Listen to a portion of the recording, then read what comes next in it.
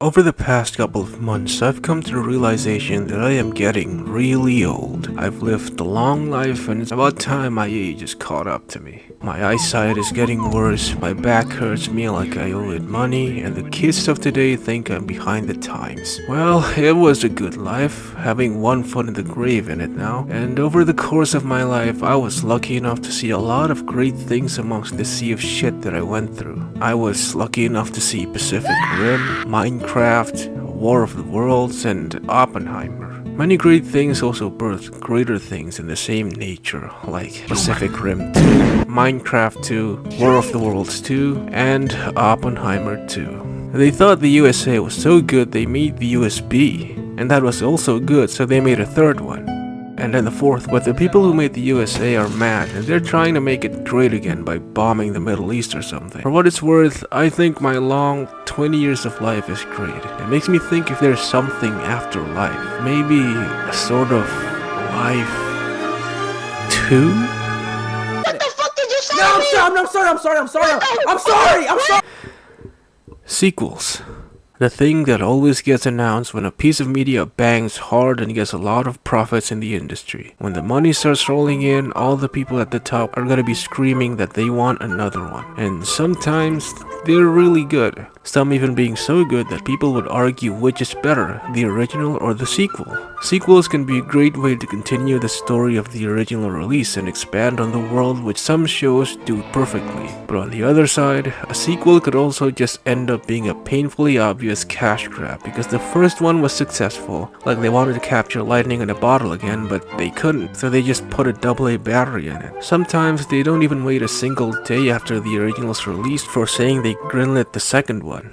Like Squid Game. Squid Game's first season was a unique show that completely went viral over the entire internet and subsequently the entire world. And personally speaking, I enjoyed the show, and it was the first Korean media I've consumed since Train to Busan, which I also enjoyed. And in their ending, spoilers if you haven't watched by the way, it feels like it's trying to wrap everything up. The police dude supposedly died by his own brother, Player 1's identity is revealed, and Ji-hun is off to America to see his daughter.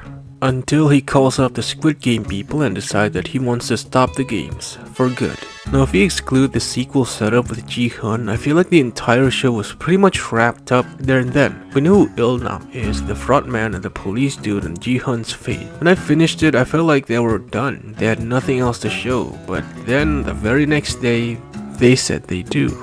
The second season turns what was a thriller-esque social commentary where poor people play death games for the entertainment of the rich to now revenge-fueled action. Because pretty much all the secrets that made the game so mysterious in the first place was pretty much revealed at the end of the previous season, it felt like the Squid Game has pretty much lost all the things that made it interesting. And then the third season is just worse on all fronts, with Ji-hun dying and treating the other characters' ending to be happily ever after and setting up Squid Game America? They're really milking this cow dry, huh? At least Ji-hun's final words went hard. It could have been handled differently. They could have portrayed Ji-hun's guilt over the money by making him give it away because he sees himself not deserving of it after all he did and went through. Could have just ended there, but no, they just had to catch the lightning in the bottle again, had to milk the cow dry. Well, it's not much surprising coming from Netflix, and it's not the first time either, because it also happened to one of the absolute best TV shows of all time, with great reviews across its multiple seasons, a 10 out of 10 episode in IMDb, and that is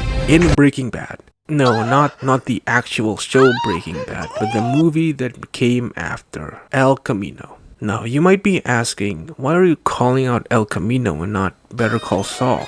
Well, let me explain first. What makes Better Call Saul a good sequel as opposed to El Camino is that it feels like it fits and harmonizes with the original show Breaking Bad. It gives a lot of context behind the character motivations in Breaking Bad that give their actions in the show more weight than they already did. Like Hector before he became bound to a wheelchair, or to show how long and dedicated Gus is in his mission for revenge and fleshing out side characters in the original show that was sidelined or killed without much development or or story surrounding them, like Mike, Don Eladio, Juan Bolsa, and obviously Saul. With these reasons, I feel like Better Call Saul is an absolutely welcome sequel, and that's why I feel like it's a very good show, both as a sequel and a standalone show, compared to El Camino, which is not as great in that department. El Camino follows Jesse Pinkman as the main character as he escapes the cops in Albuquerque to Alaska after the events of Breaking Bad. He links up with Ed the Disappearer, which he said he needed $125,000 to make Jesse disappear into Alaska, and Jesse would end up going back to places he went with Todd when he was enslaved by the Welkers to scrounge up enough money to escape. Now, I wouldn't say the movie itself was bad. It gives quite a bit of insight on what happened when Jesse was enslaved and how it turned out after his escape as a character, but it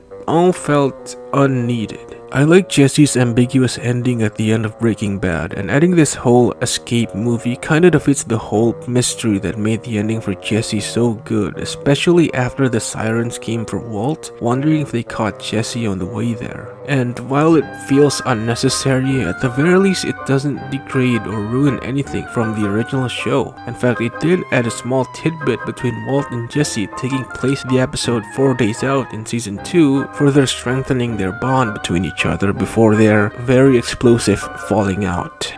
Which I cannot say the same about my third example, and it's less about one unnecessary sequel but multiple unnecessary sequels, and that is the MCU post-Endgame. Avengers Endgame was a film that was made to be the ending of a story 10 years in the making, with Thanos being the main villain after having snapped half the universe away in Infinity War and destroying the stones. The rest of the world, including the Avengers, are left scrambled at a dead end. So they traversed through time to retrieve the stones before they were destroyed to bring everyone back, which they did, but Thanos also came back. Everybody fought, Cap got a very cool moment, and Tony Stark dies, and the end. Now, the film itself is flawed in many places, like how Tony pretty much solves the time travel in like 5 minutes after saying it can't be done safely, or the tensions between Cap and Tony that stayed since Civil War is pretty much gone. I feel like Infinity War was a much better film, but however the film was, or which is better, it didn't matter, because this was made to be it. It was done. There were no more build-ups, no end credit scenes, no nothing. That felt like an ending. But like I said earlier, when it bangs, more are to come. And Endgame ended up dethroning Avatar as the highest grossing film as it grossed over $2.7 billion in the box office. Disney pretty much went full steam ahead with the MCU for the next like 3 years, doing even more Marvel projects, now with TV shows in between, and they kept degrading in quality. I genuinely cannot keep up with them anymore. Now, with them being bad isn't much of a problem, but the main thing I'm grudged about is specifically Secret Invasion. Why, you may ask? It's because it's the show that revealed that Rhodey, aka War Machine, was a Skrull ever since at least Civil War. And that was a crazy revelation to just be thrown out like that. They basically just completely thrashed half a decade of character development for Rhodey, just like that, because they felt like it. He doesn't know who Thanos is. He doesn't even know Tony's fucking dead. The entire story of being Tony's best friend is gone because he wasn't even there for half of it. And I couldn't think of a worse thing a continuation of a verse could do if not to literally erase a character like that. They ruined Tony's death scene when it's clear now that it wasn't him, and now they're trying to build up hype for Doomsday, which there isn't because the last 6-something years or so has just been filled with throwing shit at the wall, hoping it sticks. They had to change the main villain because the guy that casted as him thought being a main villain in the MCU wasn't enough, so he decided to become one in real life. God, what the fuck is wrong with this franchise? Either way, Doomsday will probably still sell, dude. It's an Avengers movie, dude. Compared to Squid Game and El Camino, this takes the cake on being the worst sequel because at least being bad or unnecessary is their own thing. But being bad, unnecessary, and it hurts and pretty much ruins the original story is diabolical and insane to do.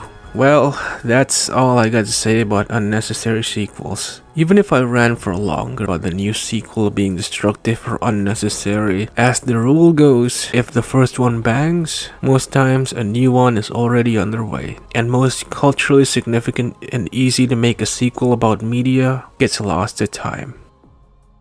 And that's the end of this video. Thank you so much for watching. Make sure to like and subscribe and leave your thoughts on sequels down below. And if this video bangs, I'll greenlight a sequel to this video coming out next month where I talk about burgers. So stay tuned.